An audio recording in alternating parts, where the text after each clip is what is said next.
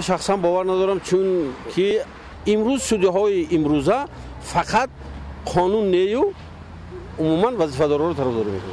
بنابراین عدالت سود در تاجیکستان امروز نهایت فشرده است نیست.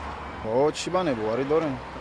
روی حقیقت میبرن قراره مثال هست آدمش که مثال میگیرن هست سودی‌هایی که وابسته آدم همو سودی خودش هست.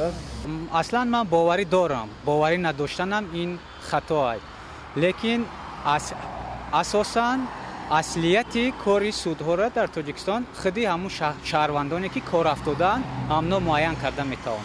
این فکری شخصی من است. اگه من کارم که افتادگی کی نیست من هیچی گفتن نمیتوانم.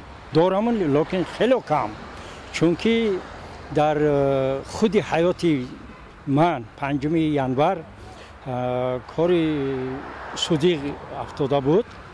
ناحیه اسماعیل سامانی سود نورعلیوف دیده برآمد. لیکن در دایره قانون یگان گپ یگان چی در آورده وی درست نمی باشد چون که وی فقط فرمان کسی رو اجرا میکرد. نه باوری ندارم.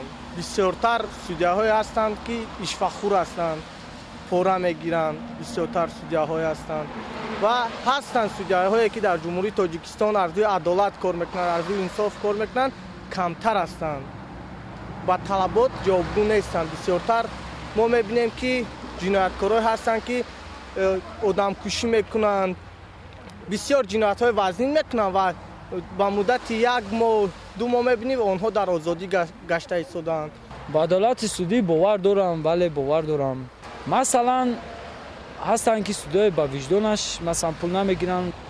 نه اوقا برای که برای مثلا بسیار کار میشه که سودا روسی نمیبرن دیگه خیلی هر چیزا دوافکا میکنن آدم‌ها رو میبرن تمام میکنن. اما کارها مسئول بکنه غلطیدگی اختراع شیگه میکنه اختراع نمیدونیم ده آدم اونجا کارش غلطیدگی بس اونی خلاصی میبرد.